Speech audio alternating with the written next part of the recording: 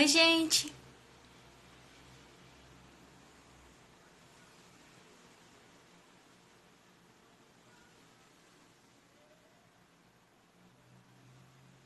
Olá, bem-vindas!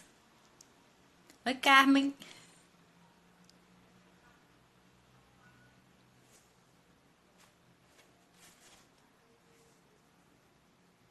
Oi, Elisandra!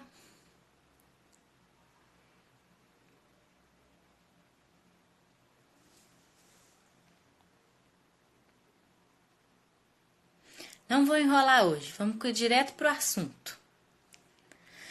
Bom, nós combinamos essa conversa de hoje sobre sangramentos e sobre aborto. Esse é um assunto que tem sido muito perguntado nas caixinhas de perguntas, sabe? Tem muita gente interessada. É comum sangrar na gravidez. Não é normal, gente. Não é normal, mas é comum. Acontece com muita gente. Então é um assunto que realmente desperta muita dúvida mesmo, né? Eu vou falar mais ou menos separado sobre aborto e sobre sangramentos do primeiro trimestre, ou seja, que acontecem nos primeiros 3 meses de gestação, tá? Não é hoje que eu vou falar sobre os outros sangramentos da segunda metade da gestação, do final da gestação. Existem outros sangramentos que vale a pena falar separadamente, até porque senão iria ficar comprido demais essa live.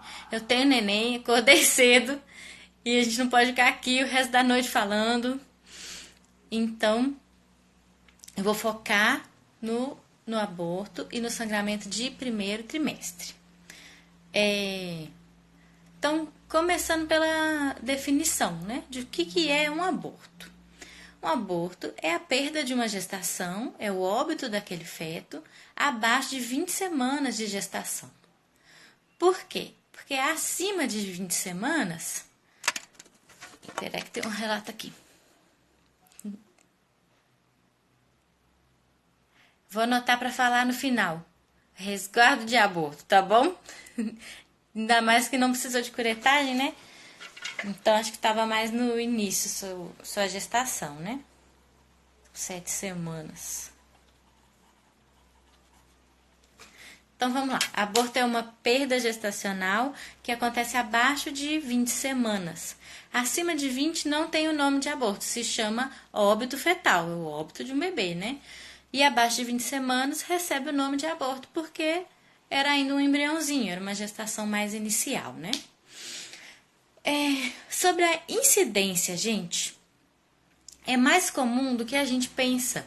E é uma coisa que às vezes as pessoas não falam, né? A gestação estava muito no início, não contou para os amigos que estava grávida, então ninguém fica sabendo. E aí, a mulher que passa por um aborto, ela tem a sensação de que aquilo é só com ela, de que tem alguma coisa errada com ela. E não é. A incidência, ela é de 20% das gestações, mais ou menos. O que significa 20%, né? Que se eu pegar um grupo de 10 mulheres aí aleatório na rua, provavelmente 2 já tiveram. Então, não é raro, né? É um acontecimento que faz parte da vida. É por causa de erros de implantação do embrião que acontecem mesmo. Bolinha clara, é possível que tenha sido feto? A bolinha clara geralmente é o saco gestacional. Ela é a membraninha que ia virar a bolsa e o fetinho fica ali dentro. Então, falei o que é, falei que acontece em 20% das gestações. Vamos lá para o que causa. Essa introdução é mais rápida, depois eu vou para as perguntas da caixinha, que teve bastante pergunta, tá? O que causa, que é o que mais todo mundo quer saber, né? Porque a gente sempre acha que é culpa nossa. A mulher acha que ela fez alguma coisa, que ela fez exercício, que ela subiu uma escada, que ela levou um susto. E não é nada disso. Quase sempre que acontece um aborto... Ih, gente, tá travando para a Jaqueline. Tá travando para mais alguém? Bom, vou continuar. Se tiver travando mais, vocês me avisam. Quase sempre a causa é malformação do embrião. Como assim malformação? Aquele fetinho que estava na fase de formar os seus órgãos, ele não conseguiu formar algum dos órgãos. Naquele momento, as células precisam se dividir muito e rápido. Está acontecendo divisões de células o tempo inteiro para crescer aquele embrião. E acontecem erros na divisão celular. Então, quando vai acontecendo esses erros, algum órgão ali pode não se formar corretamente. Então, aquele embriãozinho não formou o coração, não formou o pulmão, não formou o rim. Algum órgão ali deu errado, levando a essa perda, levando ao óbito do embrião, que a gente só vai descobrir na hora que sangra, muitas vezes, né? Ou quando algum ultrassom mostra isso. Então, a principal causa é a malformação do embriãozinho mesmo. Outra causa é um erro na quantidade de cromossomos.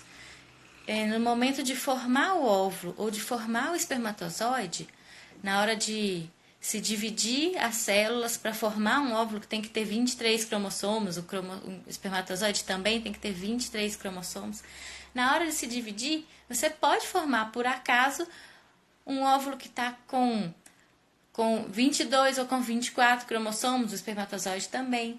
Então, essas alterações nos cromossomos também são uma causa importante e comum dos abortos. Então, isso não está ligado ao útero daquela mulher, né? Não é o útero que não segurou aquele embrião, é o embrião que tinha algum problema, gente. Não é para ficar pensando, né, o que tem de errado com o meu útero. A mais comum causa é malformação do embrião, dos cromossomos do embrião, dos órgãos do embrião, certo? Quando a pessoa sangra e descobre logo, né? A gente tem um aborto que já está acontecendo, ele pode ser completo ou incompleto. Quando a pessoa não sangra, que tem abortos que não sangram, e ela descobre no ultrassom que o fetinho já está sem vida, aí a gente chama de aborto retido. Sobre a idade para o primeiro ultrassom. Na rede pública, eles demoram muito a conseguir o primeiro ultrassom, né? Eu vou falar isso sobre aguardar e expulsar. Na rede pública, eles demoram para pedir o primeiro ultrassom, né? Mas na rede privada, para quem tem condições de fazer, o ideal é fazer um primeiro ultrassom em torno de 7 semanas. Por quê? Dá para ouvir o coração, dá para ver se o embrião está corretamente dentro do útero, porque existe também as gestações ectópicas, né? Quando o embriãozinho está implantado na trompa. E é isso, né? Uma confirmação da gestação e saber também quantas semanas que tá, né? Então, o primeiro ultrassom numa gestação, em torno de 7 semanas, se for possível, é bom ter um ultrassom para confirmar que tá tudo certo. Como saber sem fazer ultrassom? Não tem jeito, porque não tem, o feto não se mexe nesse inicinho, né? Então, sem o ultrassom, a gente não vai ter jeito. Eu vou deixar para falar ainda sobre corpo expulsar sozinho. Outra pergunta que fica muito na cabeça da gente, principalmente de quem já teve, é o seguinte: na minha próxima gravidez eu corro o risco de ter outro aborto? Eu tenho mais risco que as outras mulheres? E a resposta é não. Toda mulher, todo mundo tem o risco de 20%.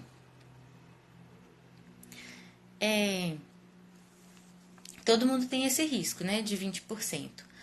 Então, na próxima gestação, o seu risco continua sendo 20%. Tá? Não muda. Quando a pessoa teve um aborto, no próxima gestação, o risco é o mesmo, 20%.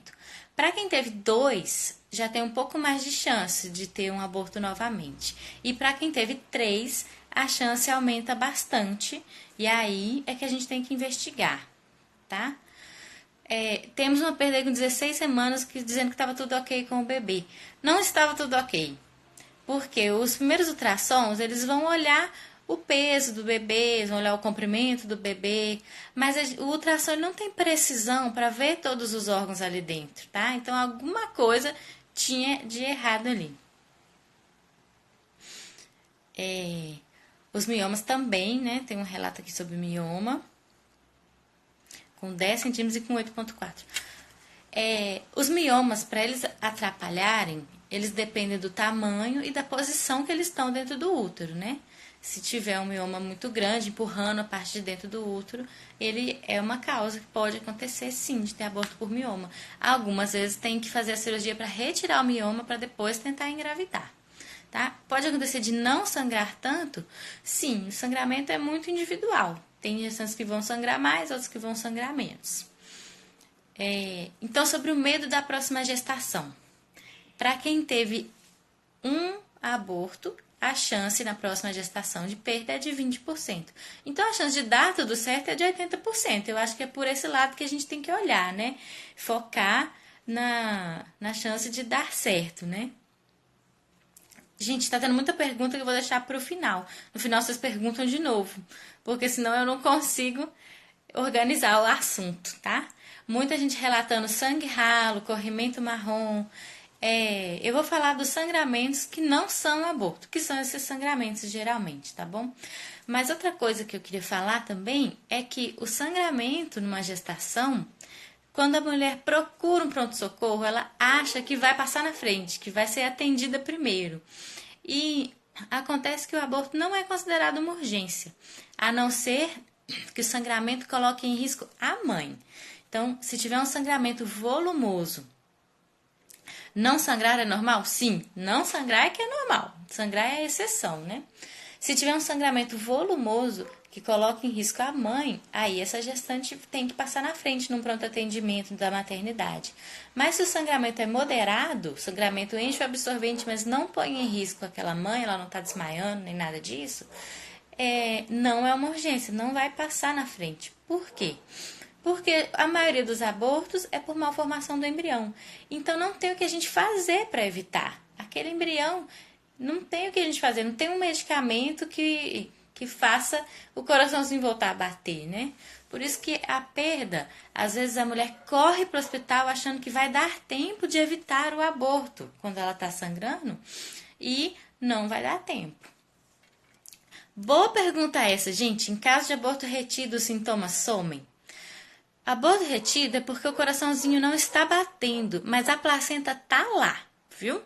Então, dependendo do funcionamento dessa placenta, do fluxo sanguíneo ali, os sintomas podem continuar ou não. Mas a placenta ainda tá lá, ainda tem um pouco de produção hormonal, então nem sempre os sintomas somem não, tá? Sobre os sangramentos que não são aborto. O mais comum, principalmente quando o sangramento é pouco, amarronzado, aguado, pinguinho de sangramento. A causa mais comum é vasos sanguíneos do colo do útero. Então, você tem um colo do útero excessivamente vascularizado. Na gravidez, o colo do útero fica cheio, rico de vaso sanguíneo. E esses vasos sanguíneos podem sangrar. Essa região excessivamente cheia de glândulas e de vasos sanguíneos, essa região se chama ectrópio.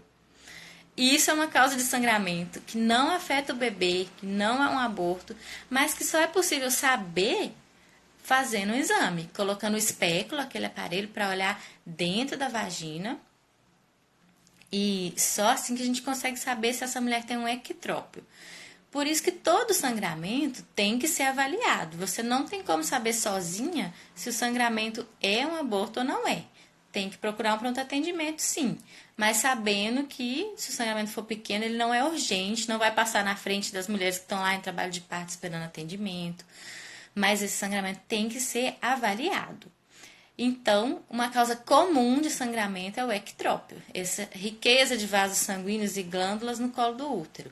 Esse sangramento é muito comum de acontecer após a relação sexual. Dá um susto danado. Você tem uma relação sexual, no outro dia tá sangrando, fica achando que foi a relação sexual que fez mal pro bebê, mas se for esse sangramento do lado de fora do colo do útero, não tem nada a ver com a placenta, não tem como isso afetar o bebê, tá? Outra causa de sangramento que não chega a ser um aborto é o descolamento ovular, também chamado de hematoma retroplacentário. Isso é muito comum em ultrassom de comecinho, gente. Aparece uma bolhazinha de sangue atrás da placenta. Quer dizer, um pedacinho da placenta ali começou a descolar e sangrou ali. Só que aquele sanguinho, aquele sangramento não é suficiente para afetar o bebê, o restante da placenta deu conta de segurar esse neném, então fica uma areazinha de placenta que sangrou ali. Então, esse descolamento, esse hematoma, ele pode escorrer e sumir e ele pode ser absorvido. Também dá muito susto nas mulheres em ultrassom do comecinho da gravidez, quando a gente vê esse hematoma lá, mas o hematoma ele vai sumir com o tempo, vai ser absorvido, ou ele vai virar um sangramentozinho, mas ele não é um sinal de que ela vai ter um aborto, não. Outra causa de sangramento, que também não é aborto, é a placenta prévia, ou baixa, né? Porque ela ainda vai subir durante a gestação. Quando a placenta está cobrindo o colo do útero, os vasos da placenta estão mais expostos e pode ter pequenos sangramentos ali que servem para dar um susto também. Tá tendo muita pergunta, então eu vou passar para as perguntas. Vou começar pelas perguntas que são da caixinha de perguntas que eu deixei, tá? Até quantos meses pode sofrer um aborto? Até 20 semanas, até a metade da gestação, 4 meses e meio. Para 5, mais ou menos, é considerado um aborto, né? Depois disso, o nome muda, né? Passa a ser óbito fetal. Com 5 semanas é bastante comum não ouvir o coração. Ele tá lá, ele tá se formando, mas ele ainda não é possível de ser ouvido. Com 6 semanas a gente já começa a ouvir e com 7 semanas já tem que ouvir. Então vamos lá, pergunta 1. Sempre que sangra é aborto? Não, né? Pode ser um ectrópio, pode ser um descolamento de um pedacinho de placenta, pode ser placenta baixa, pode ser esses vasos sanguíneos do colo do útero que não afetam o bebê. Então, tem outras causas de sangramento na gravidez que não são aborto. Pergunta número 2. Tem algum remédio para segurar? Olha, se for uma malformação do feto, nenhum remédio vai segurar. Nenhum remédio vai mudar aquilo. Se o coraçãozinho já parou de bater, nenhum remédio vai fazer diferença nenhuma, né? Quando tem um sangramento e o coraçãozinho continua batendo, aí a gente pode utilizar um medicamento na tentativa de segurar. Não há garantias de que funcione, não. Mas se o coraçãozinho ainda está batendo e a mulher está sangrando, é feita uma tentativa de segurar com remédio, sim, né? Tem um relato aí de alguém que estava tomando um remédio para tentar segurar. Esse remédio não vai te fazer mal, ele é uma tentativa, né? Mas não há garantia de que vai funcionar. Nicole está perguntando sobre cólica com 10 semanas. Cólica pode acontecer até o neném nascer, em qualquer fase da gestação. Depois você vê o vídeo sobre dor abdominal na gestação que está salvo lá no perfil. Próxima pergunta. Tive um aborto com 11 semanas e me falaram que foi anomalia genética. Então, como eu falei no comecinho, o que é uma anomalia genética? Significa que o óvulo ou o espermatozoide tinham algum cromossomo errado, a mais ou a menos ou com um defeitinho no cromossomo. Tá? Os cromossomos carregam o nosso DNA, ficam dentro das células e isso é uma anomalia genética. É um excesso ou falta ou defeito em algum dos cromossomos do seu embrião. E isso geralmente não influencia a próxima gestação. Seu próximo feto não vai ter. Pergunta interessante foi: quando que eu posso voltar a fazer exercício depois de ter sofrido um aborto? Que eu vou emendar com a pergunta de agora a pouco sobre resguardo, né? Se o aborto foi completo, você não passou por uma curetagem, você não foi cutucada, você não foi anestesiada, você não foi mexida. Dentro do seu útero não foi mexido. Então, esse aborto ele é muito semelhante a uma menstruação normal. Dói mais, sangra um pouco mais, mas se assemelha para o corpo se recuperar do aborto espontâneo, se assemelha a uma menstruação normal. Se não tiver nenhum restinho ali, essa mulher pode voltar a fazer exercício assim que ela se sentir bem. Não está sangrando, não está sentindo nenhuma fraqueza, parou de sentir a cólica, você está boa. Não tem resguardo pós-aborto, pode ter relação sexual sim. Lembrando de se proteger se você não estiver pretendendo engravidar de novo logo, né? Pensar se você já vai querer emendar com outra gravidez ou não. Então, e fazer exercício também. Se essa mulher está se sentindo bem, sem cólica, sangramento pouquinho, ela pode retomar suas atividades. E quando faz a curetagem? Quando faz a curetagem, também, assim, não fica nenhum restinho mais lá dentro, né? Só que existiu um procedimento ali. Então pode ter mais cólica nesses primeiros dias. Mas com 15 dias também você já está apta para voltar a fazer exercício físico. Outra pergunta muito comum é quando que eu posso engravidar de novo? Não há provas de quanto tempo que a gente tem que esperar. Essa resposta exata, ela não existe. Mais antigamente falava-se 6 meses. Depois já tem referências falando que 3 meses estaria bom.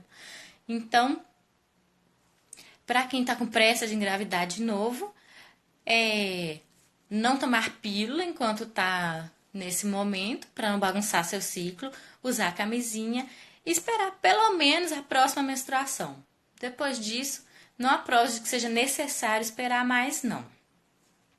Bebida alcoólica não tem problema nenhum, não vai influenciar em nada depois que o feto já foi perdido, né? Quanto tempo esperar? Quando a gente tem um aborto retido, a gente indica esperar 1 mês, tá? 1 mês para o corpo expelir tudo.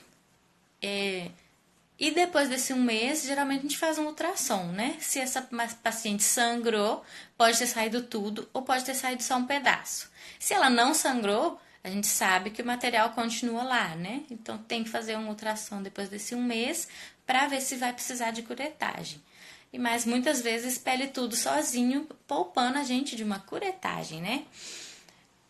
Minha mãe disse que o aborto é pior que parir um filho, que não pode fazer nada. Não tem isso, gente. Não tem isso. A recuperação é muito melhor, né? Não tem nenhuma restrição para tarefas de casa, não, tá, Carmen? Existe corte no útero ou na vagina durante uma curetagem? Não, nenhum corte. A cureta, gente, ela é uma colherzinha desse tamanho assim, pequena, às vezes do tamanho de uma ponta de um dedo, assim, uma colherzinha pequena com um cabo bem comprido.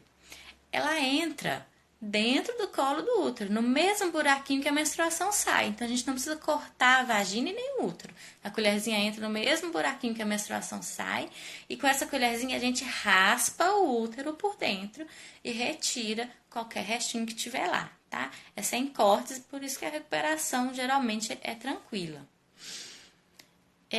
Previsão de tempo entre a perda e o início do sangramento. E também perguntaram sobre vou te falar dos riscos daqui a pouquinho. Deixa eu falar da questão do tempo, né? Você falou que está sangrando já há 20 dias. Então, vamos falar de tempo para o sangramento começar e tempo que vai levar para o sangramento parar. Para o sangramento começar, vai precisar do seu corpo perceber que aquele embrião já não tem vida, né? Não existe um tempo, não tem como prever quanto tempo que o corpo vai levar. Por isso a gente tem essa regra, né? Que com 1 mês, se o seu corpo não percebeu para poder expulsar, a gente indica a curetagem. E para parar de sangrar depois, também essa pergunta foi feita. Para parar de sangrar, se o aborto foi completo, saiu tudo. E se a curetagem foi feita e removeu tudo, vai sangrar semelhante a uma menstruação, em média em torno de 1 semana. Mas não é raro acontecer de durar um pouco mais também, desde que o sangramento seja pouquinho, não tem problema durar um pouco mais. Agora, quando ainda tem um restinho, tá esperando expelir o restinho, aí é normal o sangramento continuar mesmo. Aí a gente vai esperar 1 mês e se ele não parar, indicar a curetagem. Quanto tempo que a menstruação volta ao normal? Para menstruar, a gente precisa primeiro produzir um óvulo. Então, houve o aborto, vai haver um sangramento aí de mais ou menos 1 semana e depois alguns organismos vão muito rápido produzir um óvulo e menstruar normal. O ciclo vai ficar bem regular. Para algumas mulheres, por causa do hormônio de gravidez, esse primeiro óvulo vai demorar um pouco mais, tá? Não tem uma definição exata de quanto tempo. Ainda nessa questão de esperar ou fazer a curetagem, né? Com relação ao risco de fazer a curetagem.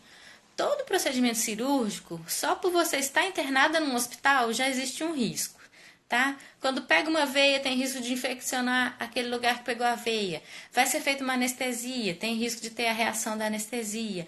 E durante a curetagem mesmo, existe um risco de perfurar o útero.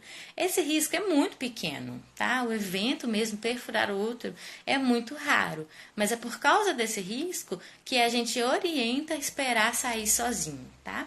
A gente orienta a esperar sair sozinho, sabendo que nem sempre vai acontecer de sair sozinho e que às vezes a mulher não vai querer esperar também, então isso tem que ser conversado com a mulher, mas invadir menos o corpo humano é melhor, interferir menos no corpo humano é melhor. Então, o risco principal da curetagem é esse, de perfuração, e por ter mexido dentro do útero, temos um pequeno risco de endometrite, que é infeccionar o lado de dentro do útero depois da curetagem.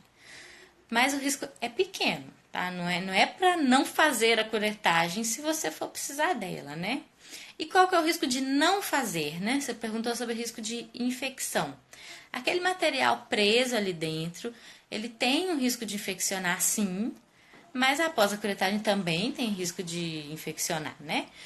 Então, quando a gente opta por não fazer a curetagem, você tá com material ali dentro do útero, você tem que fazer é vigiar os seus sintomas, tá? Se surgir uma febre, tem que procurar o atendimento para investigar. Se surgir corrimento com mau cheiro, o sangramento ele mudar de cheiro, ficar com cheiro esquisito, mudar de cor, semelhante a pus, correr e procurar atendimento também. Então, a gente tem que ficar atento para os sinais de infecção nessa fase que está esperando expelir, que são a febre, cheiro e cor diferente no sangramento ou sair secreção semelhante a pus.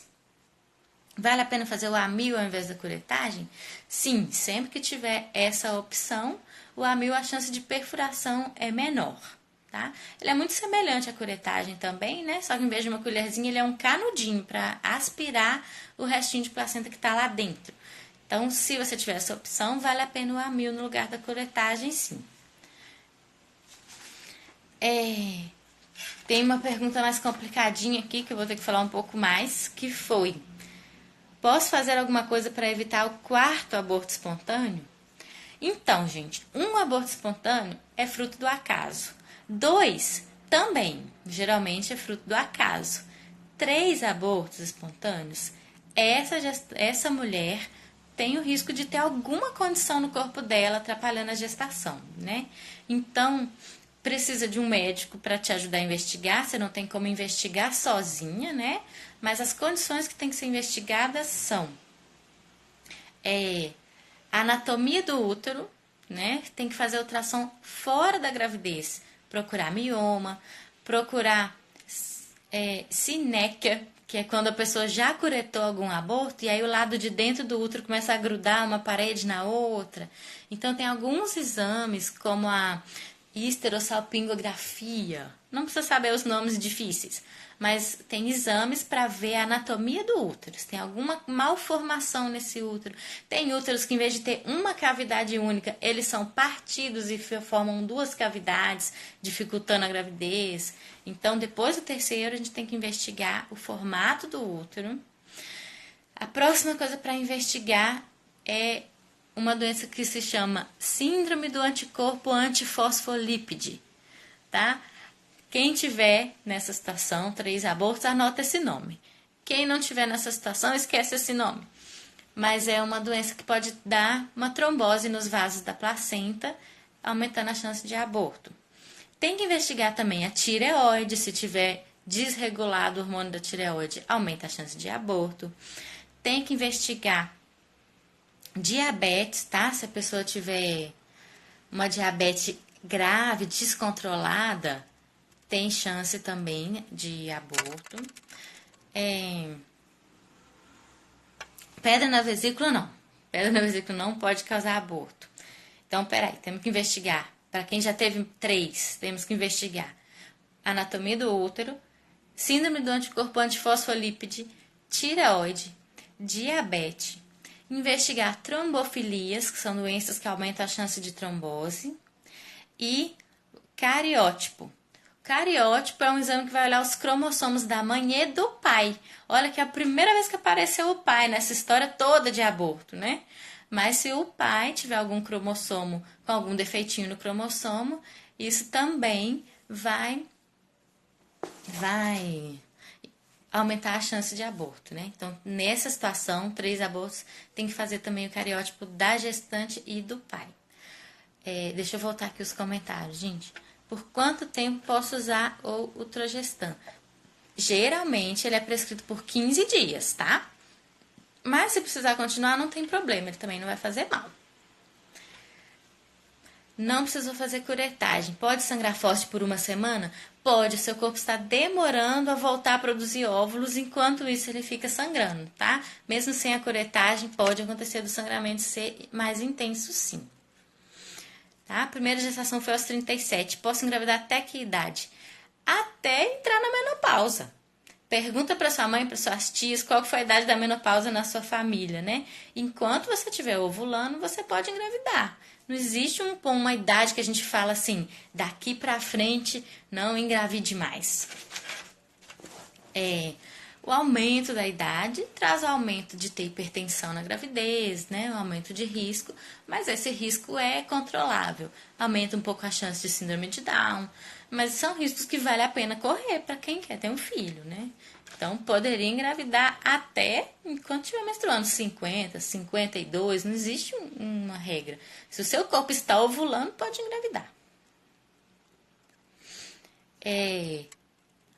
O mioma subseroso não vai influenciar em nada, tá? O intramural depende do tamanho. Se ele for intramural muito grande, ele atrapalha o lado de dentro da cavidade do útero, tá? Mas o subseroso, ele tá do lado de fora, ele não influencia em nada, nem para engravidar, nem para curetagem. E o intramural pequeno também não influencia, não.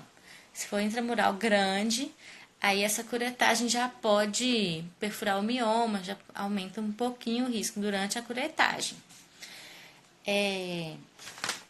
Teve uma pergunta na caixinha ainda, de uma gestante que estava com 6 semanas e 3 dias e estava tudo bem, coraçãozinho batendo, e um descolamento ovular, que a gente já falou o que é, e que no ultrassom seguinte, com 12 semanas, não acharam mais nada, nada mesmo. O que aconteceu nesse caso? Com 6 semanas, o saco gestacional ele ainda é muito pequenininho, então ele pode ser absorvido ali. E o embrião também, né? O embrião de 6 semanas ele não tem nem meio centímetro. Aquilo ali pode juntar com o endométrio e sair na menstruação seguinte. Então pode acontecer, nesse caso, foi um aborto que não sangrou e que não foi visto esse sangramento sair, né? Queria você como minha médica? Estou de licença maternidade, estou em Belo Horizonte, mas no mês que vem eu já devo colocar no Instagram o telefone do consultório. Outra pergunta. Estou grávida de 14 semanas e placenta prévia total, tive um pequeno sangramento. Já falamos um pouquinho, né, de placenta prévia, que é muito comum sangrar a gravidez inteira. Gente, é uma chatice essa placenta prévia, porque a gestante vai preocupar todas as vezes.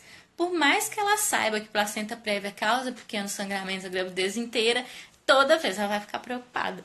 Não tem jeito da gente não se preocupar com o feto, né? Mas um pequeno sangramento não deve ser um problema, né? Quando fazer o primeiro ultrassom? Se for possível, se a pessoa tem condição, tem acesso ao ultrassom, né, com plano de saúde ou consegue fazer particular, é bom ter um ultrassom com 7 semanas para confirmar que essa gestação é viável, confirmar que o coraçãozinho está batendo e confirmar que o embrião está dentro do útero. Isso não é obrigatório, o Ministério da Saúde não manda fazer esse ultrassom de 7 semanas, tá? Pelo Ministério da Saúde, o primeiro ultrassom, que não é obrigatório, mas é recomendado, é o de 11 semanas para ver a translucência nucal do bebê. Né? Bebês com translucência nucal têm menos chance de síndrome de Down. Então, a recomendação pelo SUS é que nenhum ultrassom é obrigatório, mas começaria com 11. Mas se for na rede privada e tiver condições, vale a pena um ultrassom com 7, depois o de 11. Depois o ultrassom morfológico, e depois não precisa mais, só mais no finalzinho que a gente faz de novo, tá? Não precisa ficar fazendo ultrassom todo mês, gente. Não procura problema não, porque acaba achando problema que não... Acaba achando algum detalhezinho ali que não tem impacto na gestação, mas te deixa preocupada, tá? Não é pra sair fazendo ultrassom demais, não. Tá procurando cabelo em ovo demais. Tem que fazer os que são necessários para acompanhar a saúde do bebê. Mas também não é, já saímos do assunto de hoje de novo. A tireoide pode prejudicar? Se ela estiver descontrolada, sim, pode causar aborto, pode causar malformação do bebê, tá? Tireoide é sério. A mulher que está planejando engravidar e tem casos de doença de tireoide na família, ou ela mesma já teve algum exame de tireoide alterado, tem que medir a tireoide antes de engravidar, tá? Qual que é a probabilidade da gestação progredir? O intramural não influencia tanto, o submucoso influencia um pouco mais, tá? Eu não sei de cor esse número, não sei te dizer quantos % de chance de dar certo, mas tem muitas que dão certo, tá? Às vezes a gente acaba encontrando um monte de mioma em cesariana, descobre que tinha mioma pra caramba e que mesmo assim deu tudo certo. Então, assim, não fica pensando na sua probabilidade. Não fica pensando, será que eu tenho 20% de chance? Será que eu tenho 80% de chance, né? Só o tempo vai dizer se vai dar tudo certo ou não. Mas o número exato eu não tenho para te falar.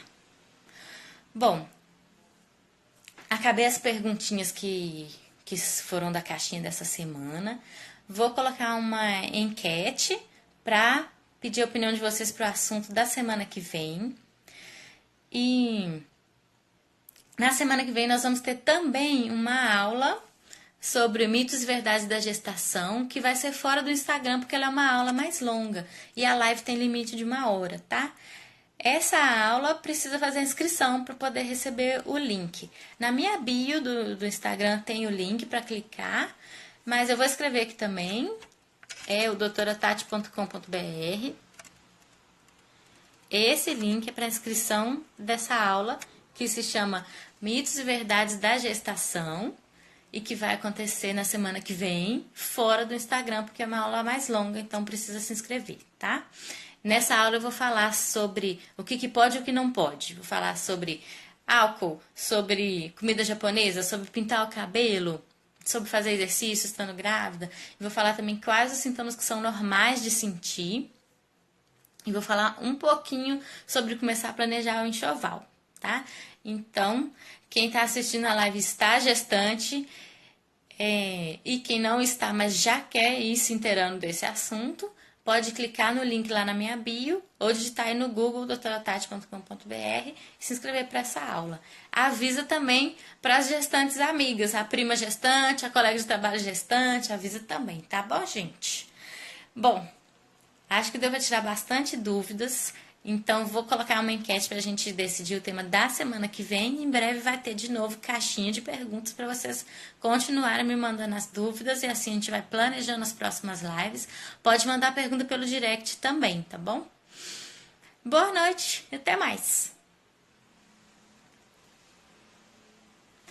Tem mais uma perguntinha de última hora.